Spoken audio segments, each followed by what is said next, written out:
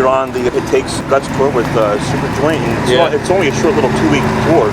Yeah. Halfway through, it started last. That must be them pulling up. It only started like last week, and this will pick everything up. It's a quarter. So how's the 1 week of touring been so far? It's been great, man. I think it's 16, 17 shows all up, something like that. We're doing a few shows on the off days as well with Child Bite, which is great. It's been good, man.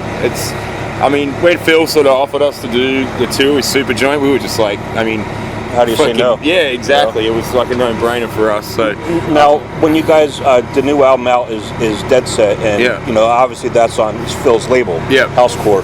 So how did that all come about with Phil getting involved with King Parrot?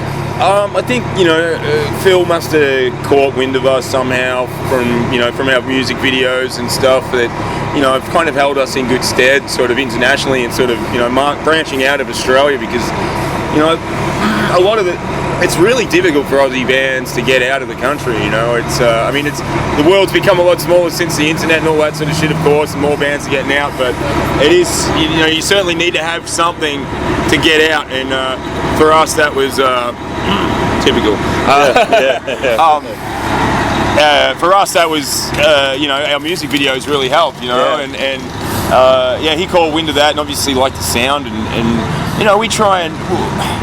I guess one of the main things that King Parrot's tried to do is take influence from some of the bands that were really quite popular in the underground scene in Australia in the 90s and early 2000s, and we tried to bring that sound into what we do, and I guess try and take it out internationally. Whereas a lot of the bands that we really liked, that influenced us growing up, didn't really get that opportunity because the international touring opportunities just sort of weren't there for Australian bands, and some of them got out, but not most of them didn't. I'm talking about bands like that you may or may not have heard of, like Damaged and Blood Duster,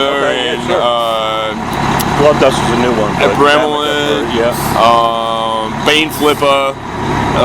There's a lot of bands that sort of never really got that opportunity to get out, and so we've sort of tried to take a lot from that sound and bring it out and tour internationally with it, and that's been one of our goals. So, but it's not even the Australian bands. How many bands just in the Philadelphia, New York area around here that don't get to go in the state tours or internationally, it just, you have to have a certain something, whether you're an Australian band or English band or German band or whatever it is, and your videos are fucking phenomenal, dude. Yeah, thank you. The one for Home is Where the Gutter is metal. The pissy in the mouth one. Fucking right, dude. and what's so cool is that the homeless guy, who gets pissed on in the beginning, gets his vengeance at the end. He fucking pisses on everybody, and what was that like making that video, man? That just seems like it was a freaking blast. It was a great time, man. We always have a great time making our videos, and it's another opportunity for us to be creative in a way that I guess some bands don't really do, and other bands do, and I don't know, for us it's just one of those things that it's another great opportunity, it's another extension of the band, and it keeps it interesting for us, and it's another element to the songwriting and the music and whatnot that we get to express ourselves and have fun and work with other people outside of the band who are our friends and creative people also, and we're all in it because we love it. We're not obviously not making a fucking fortune and fucking playing an extreme metal band, we do it because we absolutely fucking love doing this stuff, and we're having a great time, and as long as we can pay the bills and keep doing it, then it's great. But one of the bands I spoke to yesterday was from Gothenburg, Sweden, Sister Sin. Okay. And I interviewed them, and then they interviewed with another party, and gentleman asked him, what do you do once Mayhem's over? And he's like, I go back to my job. He said, I'm a forklift driver, man, so I'm going to go back and drive forklift. So what I like about the metal guys that I've talked to in the metal bands and genre is that they're blue-collar guys. They've all worked at, I Prevail we spoke to, they were slinging pizzas until they got their song hit, and now they're over, So, those kind of bands, they do whatever they need to do, and they have the metal in heart to hopefully get them out.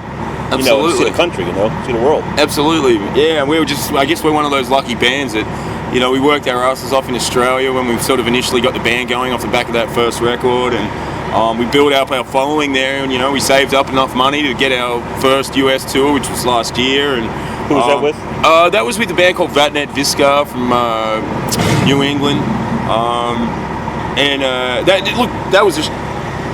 We did a few shows with Cattle Decapitation, we did South by Southwest, and for the rest of the part we went all the way around America and we played a bunch of shitty shows to fucking no one knew who we were.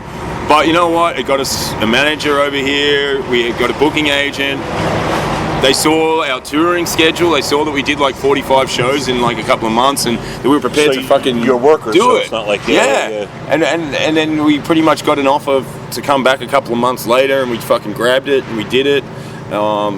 It's just been going since then. You know, we've spent more time in the States in the last 12 to 15 months than we've spent in Australia. So this is our 5th US tour now. So when you guys recorded Dead Set, it was in Nosferatu's lair, no? Yes, it was. Yeah. Take me into that place. It's awesome, man.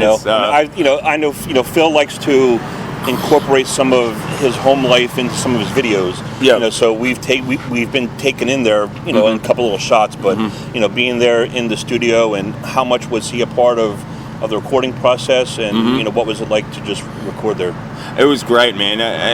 You know, Phil's always like, you know, since we became friends, he's opened his doors to us and been very hospitable, and him and Kate have both been very hospitable to us. And you know, obviously coming from Australia, we kind of like, hey, we're here, we're coming to stay. All of us, you know, it's like we're not, home's not anywhere near, we're coming to stay. No Howard Johnson's for me, I'm moving in. Yeah, but just a weekend deal. Yeah, no, exactly, and they've been just so great to us. But look, the recording process was awesome. We did the Down tour last year on the West Coast, and we went all up the West Coast and did some shows in Canada as well. And then we went back down and we rehearsed down at Bobby from Down's studio for a week or so in Texas, and then we went over to Phil's place for New Year's and got started work on the recording. And now wait. New Year's at Phil and Summer's place? Yeah. All right, I'm going to stop you right there, and I'm going to ask you to kindly elaborate on what the hell New Year's at Phil and Summer's joint is. Yeah, oh man, it was a hoot. We had a great or time. do you plead the fifth and you can't say anything? No, man. We just had a great time, man. We were just listening to music, having a fucking great old time. We bought a fucking shit ton of fireworks, and we just fucking lit up the sky. That's awesome. And you know, there was more than one occasion where like we would have this extravagant fucking setup going, and then they would just fall over and fireworks are like flying at you, like, and we're just all diving on the ground and shit. It was fucking. Let me see, great. 1, 2, 3, 4. You got all 10 fingers. Yeah, so I got them all. But we just had a big bonfire, you know, and made a big fire and just sat around and talked shit, you know. It was great. It was really cool. And the guys from I Hate God stopped by, and some Down guys stopped by, and I'm sure, right? I mean, you know, that's cool, man. Yeah, and you know, it's like they've become like our second family to us over here, and you know, we just feel really grateful because we're obviously a little bit younger, and you know, to be taken under the wing of Phil and Jimmy and those guys, it's you know, I grew up with all those bands, you know, and I love all those bands, and you know, obviously as an impressionable young teenager, you know, Phil was, you know, like an idol sort of guy to me, and you know, he knows that. And you know, I mean, and yeah, you're right, I am. Yeah. He's just, but you know, getting to know him and become friends and all that, it's been just a great experience. And you know, once you sort of get behind, you know, past all the, you know, that shit, that he's fucking just a great guy and wants and he loves extreme music. I've heard that from so many artists, you know, just that whole family, and I think the metal family in total. Yeah, everyone's just like you said, they're just blue collar guys, down to earth guys. So absolutely, you know, we're just dudes. Yeah, and you know, and to be in a fucking successful metal band, I think it just basically comes down to a lot of fucking hard work, and you don't get there any other way. It's like you got to bust your balls every day, and you know, there's that 1 hour that you get on stage, which is fucking amazing, and that's why you do it, and it's so much fun and all that. But the rest of the day, you know, you're kind of either driving or you're loading or you're talking shit or you're organising stuff, and you know, fucking carrying, you know, working, you know, and making it all come together for that 1 hour, and you know, fine tuning your instruments and practicing and writing and all that sort of stuff. So it's great, man. We're just really like grateful and lucky that we get the opportunity to do this, and you know, to have you know, like people like Phil and that who get behind us is fucking awesome. And you know, we've had a lot of other people too. Like we had Max Cavalier sort of giving us his support, and I did a track on the new Soulfly album that's coming out real soon. I just got that emailed. I haven't downloaded it yet because I was prepping. I got it emailed to me on Thursday, so I got to hear that. But yeah, what song are you on? Or? It's called Live Life Hard. Oh, cool. And it was a fucking cool experience, you know. Like you're learning from. Yeah. The biggest guys in metal. I mean, you know, to have Max to. I mean, man, I remember I got an email off a friend of mine, and he sent me the song because I hadn't heard it. Went and recorded it in LA when we were there back in March, and I'd met Max a couple of times, but we played in Phoenix, and then like 2 days later we were going to LA, and so Max grabbed me and he's like, takes me out to the car, and he's like, "Here's the lyrics.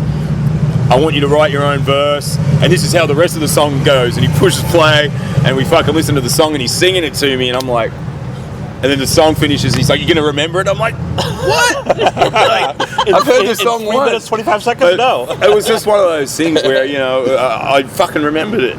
I just remembered it. It was like, I got to the studio, and I'm like, I think it goes like this, and it did it, and it was working with this producer, Matt Hyde, who you may or may not have heard of. He's done a lot of stuff with Slayer, and he's doing Deftones' new record, obviously the really? Soulfly Cool. record. Yeah. He's done like Porno for Pyros and all that sort of shit. Really good producer, man. Like fucking Grammy Awards hanging off his wall, and I just turn up. I'm like, here to do guest vocals on the Soulfly album. Working with those kind of guys, they pull the best out of you, you know. Oh, absolutely. The best sound and the best, you know. And I'll tell you, I have "Bite Your Head Off" on my iPod, actually on my phone, and you know, some of the songs on Dead Set are. I guess bigger and fuller. Yeah. You know, I mean, I don't know if that's, you know, because the band's matured in the time, or if that was due to the recording process. But a bit of both, man. I think, you know, we initially we had we've had fucking 4 different drummers come through King Parrot in the last 3 or 4 years. So after we put out "Bite Your Head Off," we had times where we had to learn the fucking whole set again with different drummers, you know. And now we've got Todd playing drums for us, who's been permanent in the band for, you know, over a year now. And we pretty much started writing Dead Set as soon as he came into the band. So it was pretty much just as soon as he came into the band, we did a couple of tours, one in Australia, one over here, and then we wrote the new album. So it's been a creative thing since the start with Todd, you know, and he's just come in and smashed it. And obviously we played fucking hundreds of shows in the last sort of year and a bit, so it's been pretty cool. I wanted to just mention 2 songs. "Like a Rat" is you know, like a speed kind of, you know, quick paced thrashy song, you know. And then you have "Need No Savior," which is like a slower, you know, that Louisiana type, you know, down type sound to it, you know. Yeah. It's kind of cool how, you know, the album as it plays from front to back, you know, it's not just the same thing. I mean, there's different parts to each song, and I think it's a good listen, man. I really dig it. I'm glad you like it. Yeah, I guess we had different elements, you know, that we wanted to incorporate from the first record. Like, I think the first record on "Bite Your Head Off," we were still just trying to find our feet and work out exactly what it is we were doing, what our sound was, and where we were going with it. But I think as we started writing Dead Set, we let things breathe a little bit more, and I think it sounds more like rather than a fucking straight grindcore record, like kind of "Bite Your Head Off" is to a certain degree. Yeah. Dead Set's more of a sort of metal record, and it just sort of breathes a little bit more, and it allows some of the sections in the songs to just to have their just a bit more digestible, I think, rather than a full-on fucking in-your-face, rip your head off thing. You know? Which is good too. Yeah, which is good too. But you know, we wanted to incorporate a couple of elements.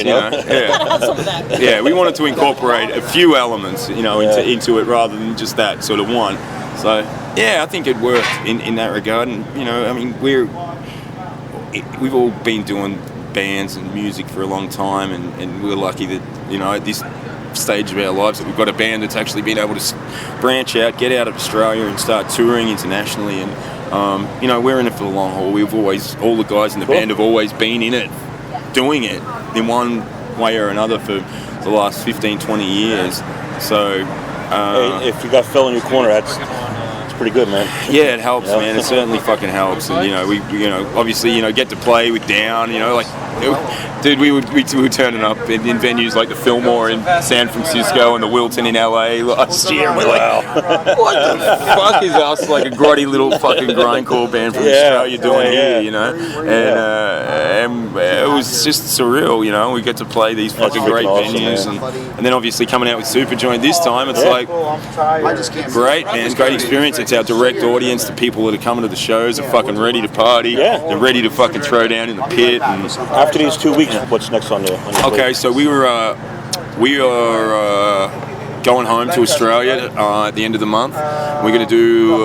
We're following up from the national tour that we recently did in May. We're going to go and do some regional shows, play in some of the smaller cities around Australia, where a lot of bands just don't fucking do it anymore, but we love those smaller shows as well. And we're going to get out there and, you know, play to like 100, 200 people and do it like that. We're going down to Tasmania, which is going to be cool. Wow. A lot of bands get down there. Wow, that's cool. We're going to do that. And so that's sort of just staying busy. And that's the foundation of the band. You know, it's like getting out there and playing to those smaller places, and, you know, playing in places like this in Australia. And you know what? But this party only holds, I don't know, 1,000 or maybe 2,000. But the people that are here, you know, they have it, and you know, they're not sitting up in the balcony somewhere or whatever. They're down thrashing with you guys. So absolutely. You know, they're intimate places to play. You know. Absolutely, man. Excellent. I appreciate the time, man. Yeah, no worries at all. Thank you for your support, dude. Very